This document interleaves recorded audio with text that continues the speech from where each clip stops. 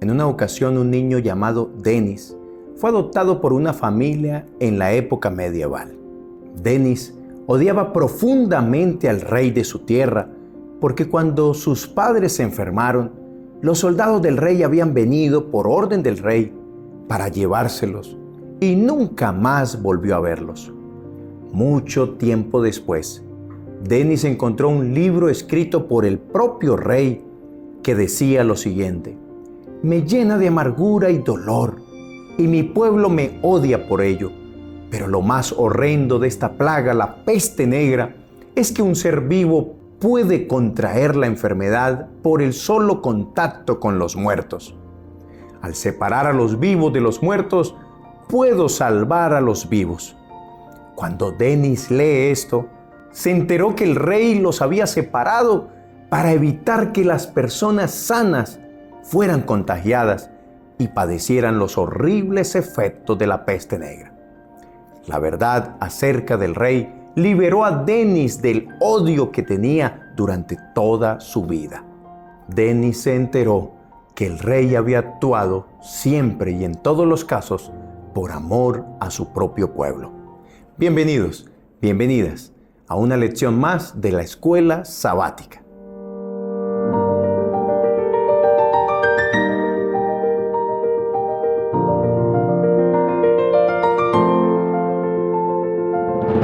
Y es que hoy muchas personas ven a Dios como Denis veía al rey. El mal que han presenciado o que han experimentado en su propia vida lleva a muchas personas a odiar a Dios o incluso negar su existencia. Muchos se preguntan, ¿dónde está Dios cuando hay sufrimiento? Y si Dios es tan bueno y si Dios es amor, ¿por qué existe tanto mal en el mundo? Queridos hermanos y amigos, durante las lecciones pasadas hemos visto que entender el gran conflicto cósmico nos ayuda a tener respuestas claras a todo lo que sucede en el mundo. Y aunque aún quedan muchos interrogantes, todo muestra que el diablo es la peor peste negra que se ha levantado en todos los siglos. Pero Dios, como un rey soberano, siempre obra para bien, aun cuando no lo entendamos todo. Es por eso que abordaremos la lección número 11, que será para el 15 de marzo del año 2025, la cual lleva como título ¿Qué más pude hacer? Es una pregunta, hermanos, que nos lanza Dios y la lanza también a todos los seres en todo el universo. ¿Qué más pude hacer? Y el texto a memorizar se encuentra en el libro de Juan, el capítulo 18, el versículo 37. Acompáñame a ver lo que dice. Le dijo entonces Pilato: ¿Luego eres tú rey? Respondió Jesús: Tú dices que yo soy rey. Yo para esto he nacido, y para esto he venido al mundo, para dar testimonio a la verdad. Todo aquel que es de la verdad, oye mi voz. Si aún no tienes claro para qué vino Jesús a esta tierra, este versículo a memorizar nos dice por qué vino Jesús y para qué. Jesús vino para dar testimonio a la verdad. ¿Cuál verdad? A la verdad de que todo lo malo sucede por causa del diablo y mostrar que todo lo bueno y todo lo que es de bendición proviene de Dios. Recordemos que el diablo ha difamado el nombre de Dios y lo ha calumniado al mismo tiempo, diciendo que Dios no es amor, que no es misericordia, que no es justo, que es un Dios tirano, que es un Dios que reclama obediencia. Así que esa imagen que el diablo ha vendido de Dios, pues Jesús mismo en carne propia vino a demostrar todo lo contrario. Vino a revelar la verdad de que Dios es un Dios de amor, lleno de misericordia, pero además de eso, es un Dios justo. El propósito de la lección de esta semana es mostrar que Dios tiene un corazón roto. Sí, amigo y hermano, así como lo oyes. Dios tiene un corazón roto, pero además de eso lo tiene muy adolorido. ¿Sabes por qué? Por el pecado y por las consecuencias del mal. La lección de esta semana muestra que Dios ha hecho todo lo que está a su alcance para poder resolver el problema del mal y del pecado. A tal punto lo ha dado todo el Señor, que también entregó a su propio Hijo para que viniera a morir en la cruz del Calvario. Por eso, aunque no entendamos todo lo que ocurre en el desarrollo de este gran conflicto cósmico, podemos tan siquiera mirar a la cruz, mirar a Jesús colgando en ella. Y de esta manera, ver que en Dios se puede confiar, que en Jesús se puede confiar, a pesar de todas las preguntas que aún sigan sin respuesta. Y es que dando paso a la lección de esta semana, la lección presenta 3 enfoques principales. Óigalo bien, querido hermano. 3 enfoques principales. ¿Cuáles son? Número 1, debemos reconocer que Dios es justo y que ha demostrado serlo. En otras palabras, no es solo decirlo, sino que serlo, demostrarlo. Y eso ha hecho Dios. Número 2, debemos reconocer que las intenciones por parte de Dios siempre han sido y serán amorosas para el bien de su propio pueblo. Número 3, debemos entonces nosotros también unirnos para proclamar al mundo entero la justicia y las intenciones amorosas de Dios. Así que vamos a la primera parte de la lección de esta semana, la cual enfatiza que debemos reconocer que Dios es justo y que además de eso ha demostrado serlo. Sin embargo, hay un enemigo en acción que no descansa, el cual es experto en usurpar, pero también en tergiversar la obra de Dios y el mismo nombre de Dios. Hemos visto también a la luz de la Biblia la descripción de la obra del diablo, de lo que es el diablo. Hemos visto, por ejemplo, que él es un engañador del mundo entero. Hemos visto también que el diablo es un calumniador, pero también es un acusador de Dios, como también de su pueblo. Hemos visto también a la luz de la Biblia que el diablo es un gobernante ilegítimo de esta tierra y que ha venido para matar, para robar y destruir. Por otro lado, la Biblia también describe a Jesús y la obra de él en este gran conflicto. Lo describe como el gran campeón. Es un campeón de amor que derrota al diablo en 3 oportunidades. Nótese esto. Son 3 cosas las que el diablo reclama, como el engañador, usurpador y gobernante ilegítimo de esta tierra. Pero también la Biblia muestra que Dios, enviando a su Hijo, lo derrotó en 3 oportunidades. ¿Cuáles fueron esas 3 oportunidades? Número 1, en el mismo terreno donde Adán y Eva le entregaron la soberanía a Satanás de esta tierra, Cristo mismo vino para recuperarlo. Él recuperó la soberanía de esta tierra. Allá cuando fue tentado por Satanás, Jesús estaba recuperando esa soberanía. No se dejó caer en los engaños de Satanás, pero sobre todo recupera esta soberanía muriendo en la cruz del Calvario. Te invito para que me acompañes a ver lo que dice Romanos, el capítulo 5, versículo 8. Pero Dios muestra su amor para con nosotros, en que siendo aún pecadores, Cristo murió por nosotros. A través de su muerte, no solamente Jesús estaba reclamando la soberanía de esta tierra, sino también reclamándonos a nosotros como sus hijos. Gloria a Dios por eso.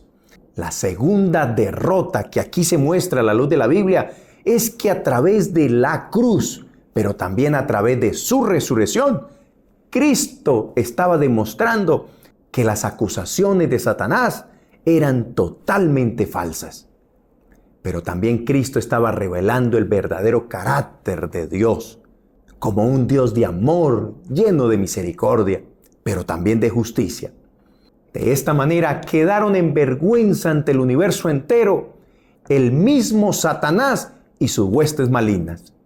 Y así Dios demostró que su justicia y su amor son inseparables. Acompáñame a ver Romanos capítulo 3, versículo 25. A quien Dios puso como propiciación por medio de la fe en su sangre, para manifestar su justicia a causa de haber pasado por alto en su paciencia los pecados pasados. ¿Sabes, queridos hermanos y amigos? Este texto tiene una palabra que es un sustantivo griego.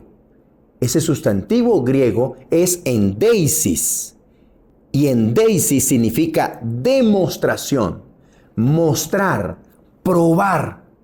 En otras palabras, cuando Cristo moría en la cruz, estaba endeisis, demostrando, probando que Él es un Dios de amor, pero también es un Dios de justicia. Y más contundente aún, si vamos al libro de Hebreos, el capítulo 2, versículo 14, en esa demostración que Dios hacía ante el universo entero, de que es amor y justicia al mismo tiempo, mire lo que dice. Así que por cuanto los hijos participaron de carne y sangre, Él también participó de lo mismo para destruir por medio de la muerte al que tenía el imperio de la muerte, esto es, al diablo. Vino Jesús a derrotar al diablo. ¿Y cómo lo derrotó? A través de su propia muerte en la cruz y al tercer día resucitando entre los muertos. La paga del pecado es la muerte, mas la dádiva de Dios es vida eterna. Pero la tercer derrota que el diablo ya sabe que obtendrá será cuando Cristo venga por segunda vez. El diablo sabe que le queda poco tiempo y por lo tanto sabe que un día el mismo Jesús, aquel que lo derrotó cuando vino por primera vez a esta tierra, volverá por segunda vez, será derrotado para siempre. Y no solamente derrotado, sino eliminado para siempre. En esta parte de la lección quiero leer lo que dice el deseado de todas las gentes, la página 722. Mira lo que dice. Satanás vio que su disfraz le había sido arrancado. Su administración quedaba desenmascarada delante de los ángeles que no habían caído y delante del universo celestial. Se había revelado como homicida. Al derramar la sangre del Hijo de Dios, había perdido la consideración de los seres celestiales. Si ustedes analizan conmigo, queridos hermanos y amigos, cuando Jesús fue tentado y derrotó al diablo en la tentación, en el mismo terreno donde Adán y Eva habían caído, Cristo ahora se levantaba para recuperar la soberanía de esta tierra. Pero cuando Cristo estaba muriendo en la cruz del Calvario, los ángeles abrieron los ojos y vieron que las acusaciones de Satanás eran totalmente falsas. Eso lo acabamos de leer. Pero también vieron a Satanás como el gran homicida, como el gran culpable del pecado y del dolor y del sufrimiento. Tanto así que estaba matando al mismo Hijo de Dios. Pero aquí hay un problema, hermanos, y es que Satanás no acepta su derrota y por eso sigue engañando, por eso sigue seduciendo a la raza humana para caer en sus tentaciones y engaños. Es por eso que se avecina, hermanos, se avecina la destrucción total de Satanás. ¿Cuándo será? Cuando Cristo venga por segunda vez. Pero especialmente será cuando pase el milenio. Lo que dice Apocalipsis 20. Después de 1000 años, esta tierra será purificada con fuego. Y dentro de esa purificación será el exterminio total del diablo y sus huestes angelicales. Yo sé que hasta aquí algunos podrían preguntarse, ¿debería Dios haber hecho algo más de lo que hizo para prevenir o para eliminar el mal? Por eso la Biblia refiere, hermanos queridos, la parábola de la viña, registrada en el libro de Isaías. Isaías el capítulo 5. Acompáñenme a ver esta parábola, versículo 1 al 4. Dice, ahora cantaré por mi amado, al cantar de mi amado a su viña. Tenía mi amado una viña en la ladera fértil. Le había cercado y despedregado y plantado de vides escogidas. Había edificado en medio de ella una torre y había hecho también en ella un lagar. Y esperaba que diera uvas buenas, pero dio uvas silvestres. Ahora pues, vecinos de Jerusalén y varones de Judá, juzgad entre mí y mi viña. Versículo 4. ¿Qué más se podía hacer a mi viña? que yo no haya hecho en ella? ¿Cómo, esperando yo que diera uvas buenas, ha dado uvas silvestres? Os mostraré pues ahora lo que haré yo a mi viña. Le quitaré su vallado y será consumida. Derribaré su cerca y será pisoteada. Haré que desierta quede. No será podada ni cavada, y crecerán el cardo y los espinos, y aún a las nubes mandaré que no derramen lluvia sobre ella. Ciertamente, la viña de Jehová de los ejércitos es la casa de Israel, y los hombres de Judá, planta deliciosa suya. Esperaba juicio, y hubo vileza, justicia, y hubo clamor. Necesitamos discernir qué quiere decir el Señor con esta parábola. Y por eso cuando el profeta Isaías dice que mi amado tenía una viña, ese amado se refiere a Dios. Y la viña se refiere al mismo pueblo de Dios. Pero también se refiere al mundo. Porque recordemos que San Juan 3:16 dice, porque de tal manera amó Dios al mundo. Vean que el amado ama al mundo entero, pero en especial ama a su pueblo. Esperando Dios que su pueblo diera buenos frutos, buenas obras, sirviera como de testimonio a las demás naciones, pero no fue así. Fue pervertido el corazón del pueblo de Dios. Y por eso, Dios, como un viñador, esperaba que su viña, es decir, su pueblo, diera buenos frutos, pero terminó dando uvas silvestres. ¿Saben qué significa uvas silvestres? Significa uvas podridas, pero también significa fruto apestoso. ¡Qué tremendo, hermanos! Dios esperaba fruta buena, agradable, de rico sabor, pero terminó su viña dando fruta apestosa, fruta podrida. Y es que si miramos la labor de un agricultor, eso es lo que busca, poner todas las condiciones necesarias en su cultivo, en su terreno, abonándolo, deshiervándolo, cuidándolo, para que de esta manera la ley natural demanda que si se cuida, se abona, se riega una planta, esta va a crecer y por lo tanto con el tiempo dará buenos frutos. Eso esperaba Dios de su pueblo, eso esperaba Dios del mundo. Por eso había puesto el jardín del Edén. Por eso aún con la entrada del pecado siguió cuidando a su pueblo, siguió mostrando su amor, pero su pueblo, en lugar de ser recíproco a las bendiciones de Dios, se alejaba más de Él. Triste, hermanos. Por eso aquí esta parábola muestra que Dios toma una decisión. Y esa decisión es que iba a quitar su vallado, iba a quitar su cerca.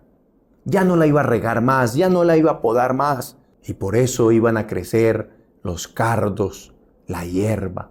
Pero saben, hermanos, aunque Dios toma decisiones, a veces decisiones fuertes, difíciles, como aquel rey de la historia que les cuento, Dios en su amor y misericordia siempre tendrá un plan B. Siempre hará que nosotros de alguna manera abramos nuestros ojos y reaccionemos buscándolo a Él de corazón, para que de esta manera también dejemos los frutos podridos por causa del pecado y ahora demos frutos buenos por causa de la obra del Espíritu Santo en nuestra vida. Pero en esta parábola también, la parábola de la viña, en el versículo 4, Dios pone a participar al público, a la gente, pero también a los ángeles, para que todos ellos puedan reconocer que Dios lo único que ha hecho son acciones legítimas, llenas de amor, como propietario Él que es de este viñedo, de este mundo. Pero a su vez pone a participar a todo el público para que reconozcan que la obra dañina, el causante de todo lo malo, de lo podrido que salía del viñedo, era por causa del diablo y sus viñadores, que son los ángeles caídos. Y por eso Dios pregunta, ¿qué más pude hacer por mi viña? ¿Qué más pude hacer que no haya hecho? La culpa del mal y del pecado, la muerte y el dolor, no es por causa de Dios, hermanos. Es por causa de viñadores malvados, seducidos y guiados por el diablo.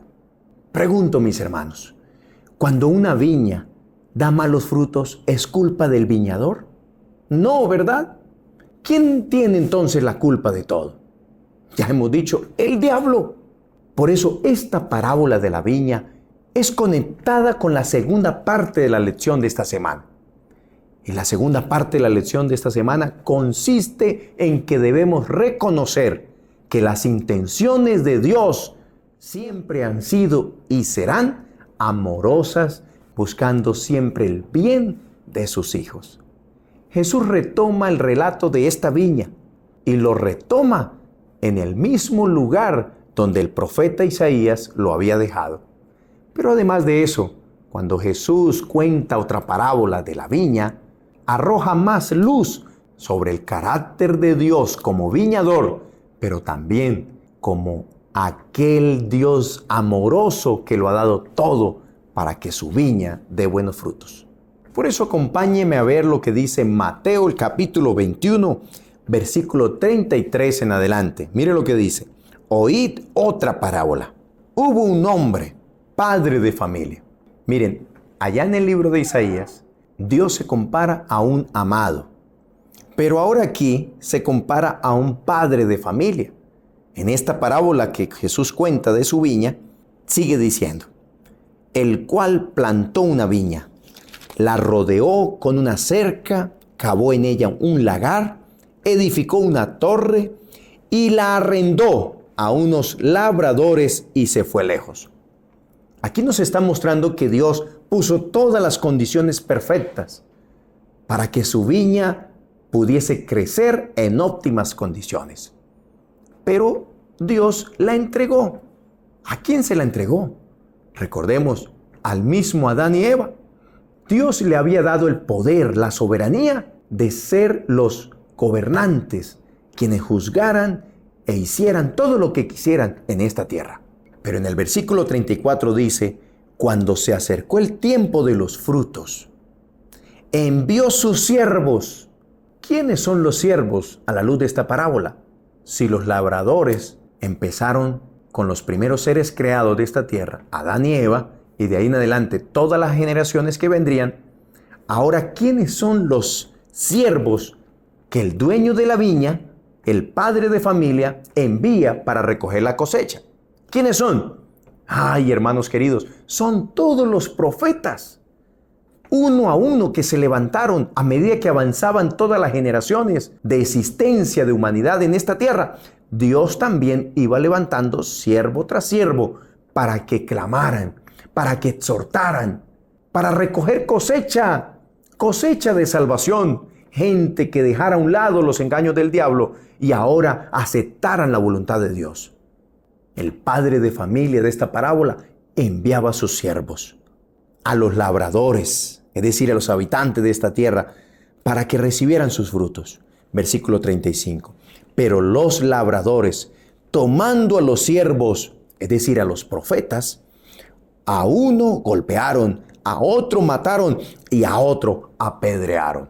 Así es, hermanos, si miramos a la luz de la Biblia, cada uno de los profetas del Señor, más bien en lugar de aceptarlos, los rechazaban, a tal punto que preferían callarlos con la propia muerte. Pero lo más tremendo de esta parábola que Jesús cuenta se registra a partir del versículo 36. Mire lo que dice. Envió de nuevo otros siervos, más que los primeros, e hicieron lo mismo con ellos. Finalmente, envió su propio hijo, diciendo, tendrán respeto a mi hijo. Versículo 38. Pero los labradores, cuando vieron al hijo, dijeron entre sí, este es el heredero, venid, matémoslo y apoderémonos de su heredad. Y tomándolo, lo echaron fuera de la viña y lo mataron. Cuando venga pues el Señor de la viña, ¿qué hará aquellos labradores? Miren, hermanos, qué triste, pero así termina esta parábola.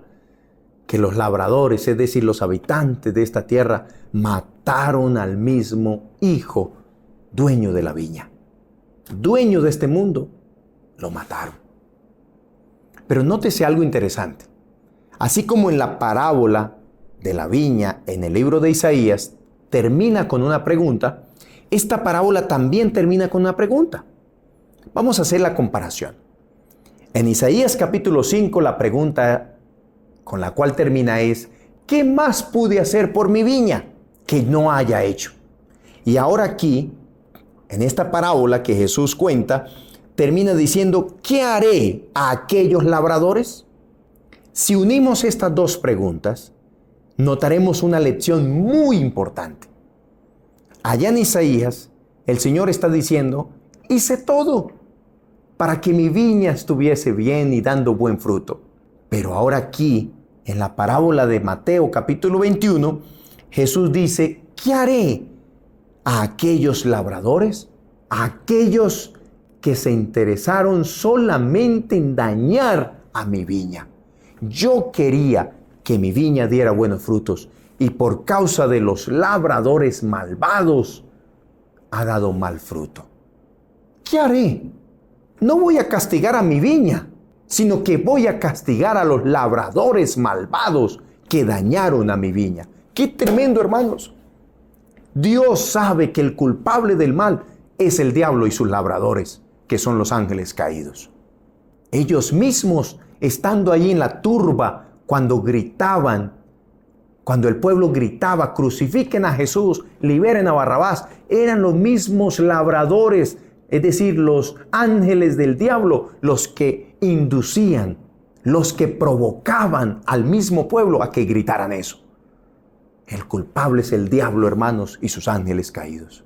Por eso, si te sucede algo en la vida cruel, algo que trae dolor, sufrimiento, nunca pienses que es Dios, sino que identifica, por favor, el causante, que son los labradores, los ángeles malignos que utilizan las personas, que utilizan a las mismas personas para hacer el mal.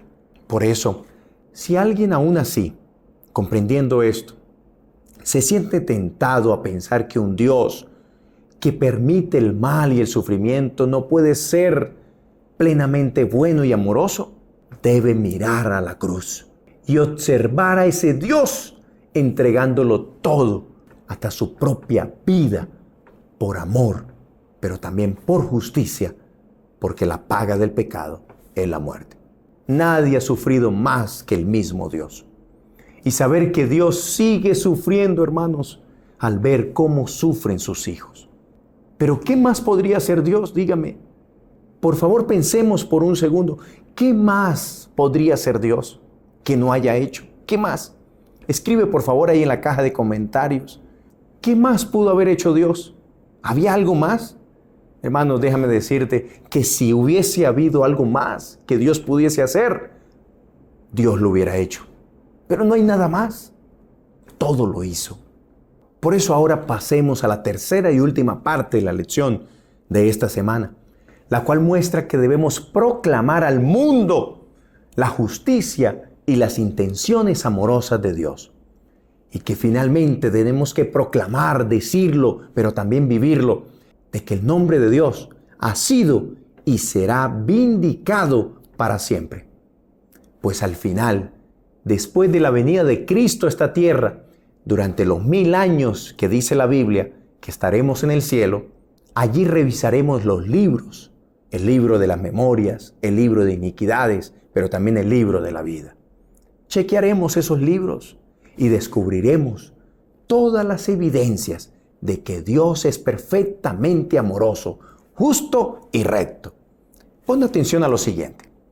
Cuando Jesús murió en la cruz del Calvario y cuando Cristo resucitó, los ángeles que no se dejaron engañar, se les quitó el velo.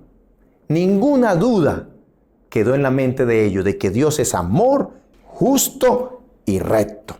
Pero ahora el conflicto sigue en esta tierra. Los ángeles ya no tienen duda.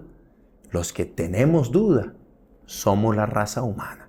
A veces el diablo se sale con las suyas. Hoy muchas personas siguen dudando de que Dios es un Dios de amor y misericordia. Por eso cuando Cristo venga y lleve a los redimidos al reino de los cielos, los redimidos al examinar cada uno de los libros que hay allá en el cielo, se darán cuenta, o mejor, nos daremos cuenta, porque yo también quiero estar ahí, de que Dios nunca obró para mal. de que fue el diablo el culpable de todo lo malo y del sufrimiento. Y será allí cuando se cumple lo que dice Apocalipsis, el capítulo 15, el versículo 3. Miren qué tremendo texto, hermanos. Y cantan el cántico de Moisés, siervo de Dios, y el cántico del Cordero, diciendo: grandes y maravillosas son tus obras, Señor Dios Todopoderoso. Justos y verdaderos son tus caminos, Rey de los santos.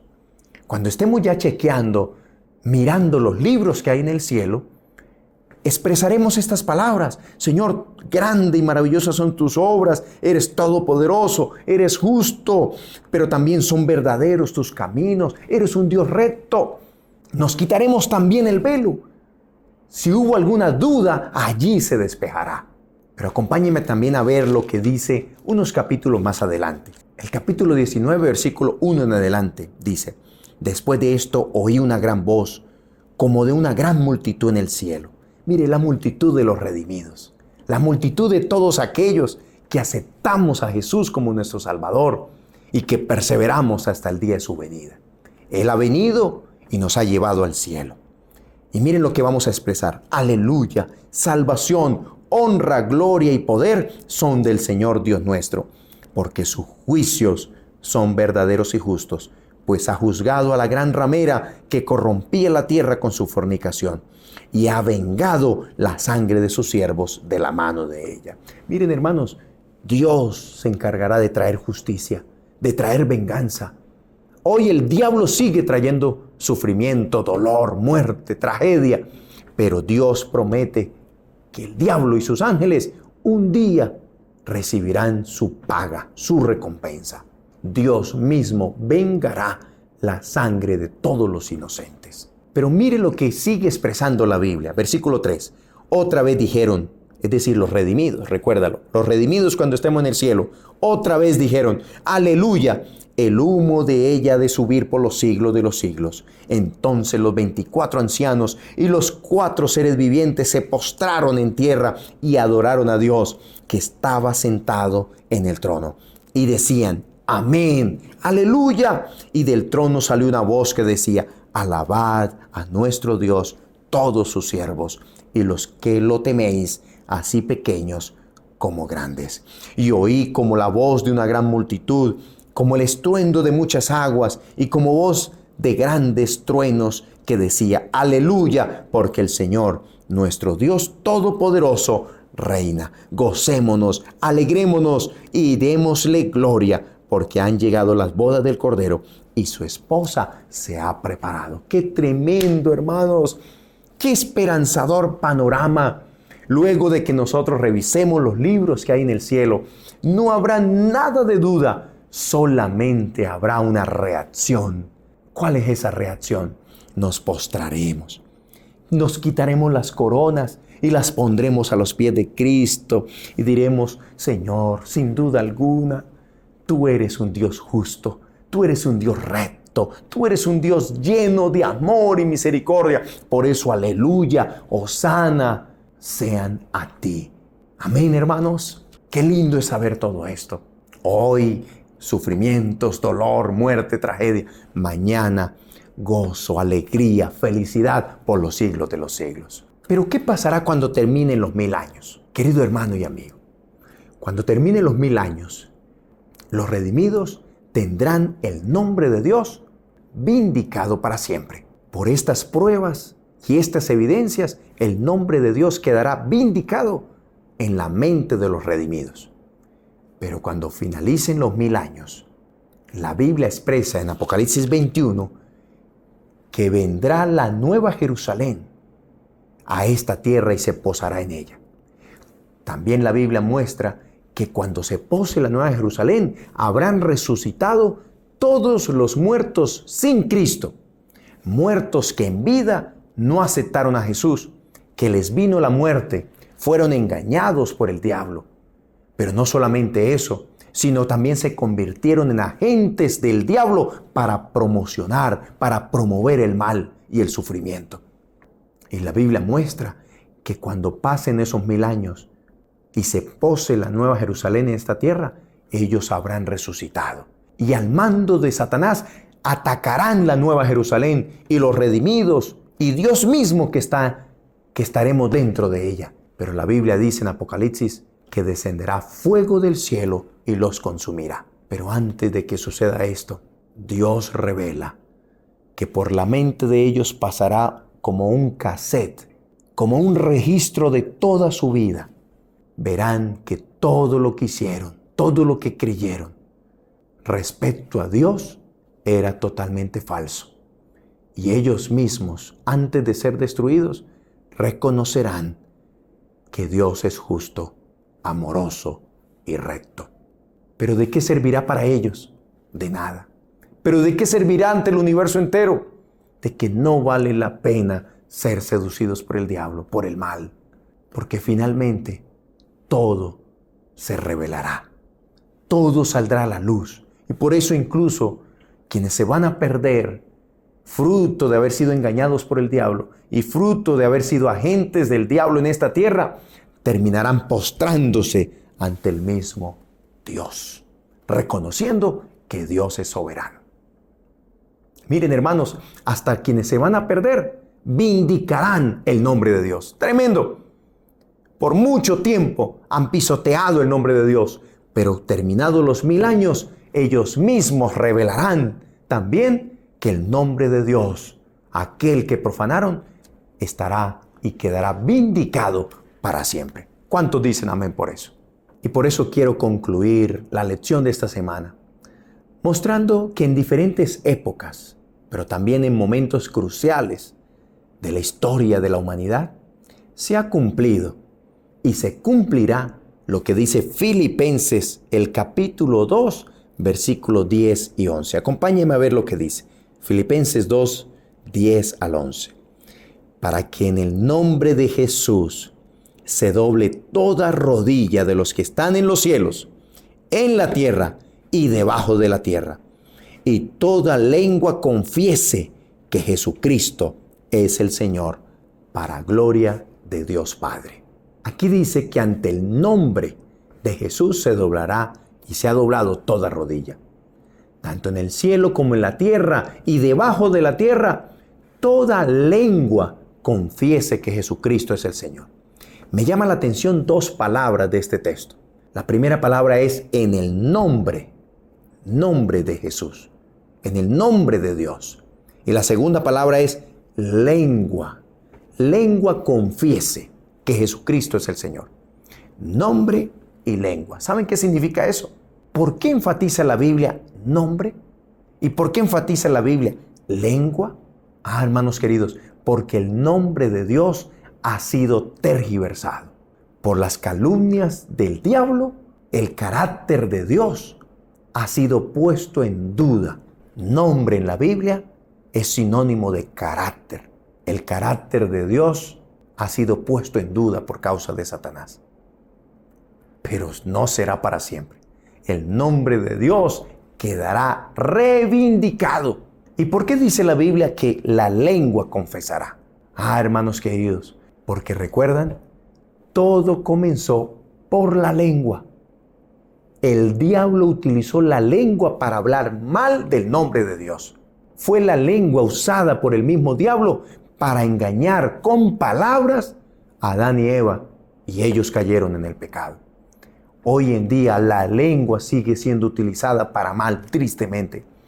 Pero gloria a Dios, porque el nombre será vindicado también por la lengua de todos, tanto de los ángeles que están todavía allá en el cielo, como los ángeles caídos, como los redimidos y como aquellos que serán destruidos para siempre. Y el mismo Satanás y sus ángeles también con su lengua confesarán que Jesucristo es el Señor, dueño, soberano, Rey del universo entero. ¿Cuántos vuelven a decir amén por eso?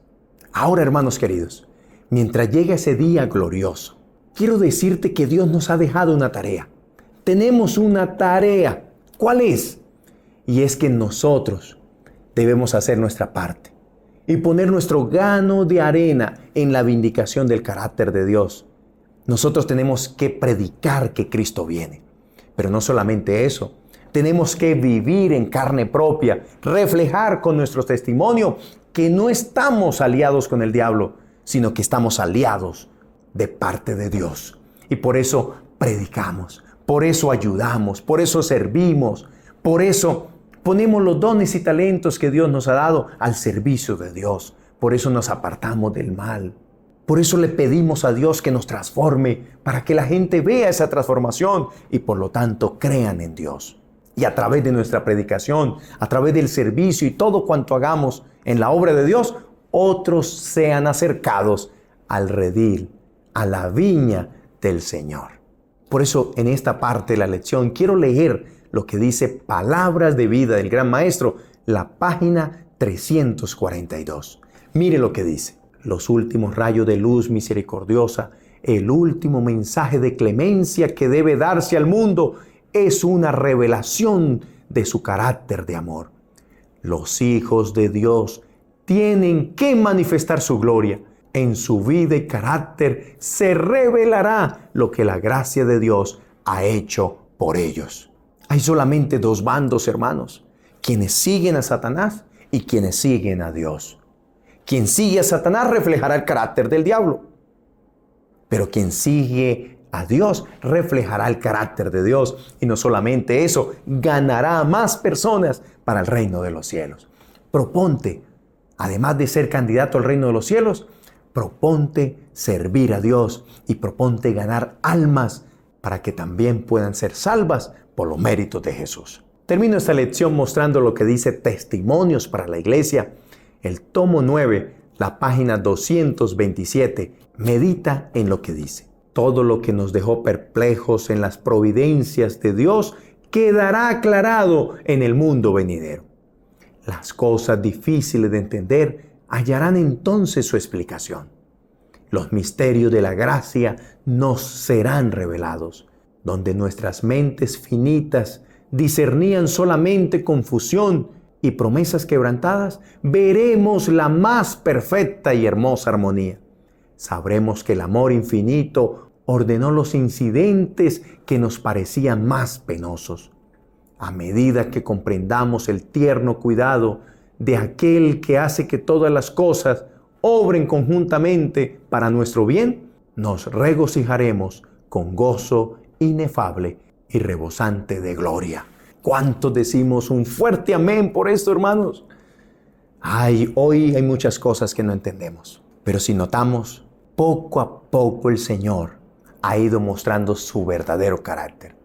Y muy pronto vendrá el momento cuando nada ni nadie tendrá duda de que vale la pena ser hijo de Dios. Te invito para que pongas estas lecciones en práctica, para que reflejes a Jesús y juntos prediquemos que Él viene por segunda vez. Y por lo tanto, debemos prepararnos. Se acerca el día del final de Satanás, pero se acerca el día de nuestra redención. Prepárate. Recuerda, Maranata, Cristo viene. Nos vemos en la próxima, si Dios lo permite. Recuerda también dejar tu comentario, tus impresiones de algo de la lección de esta semana. También comparte esta lección con otras personas. Y de igual manera, suscríbete a nuestro canal si no lo has hecho. Dios te bendiga.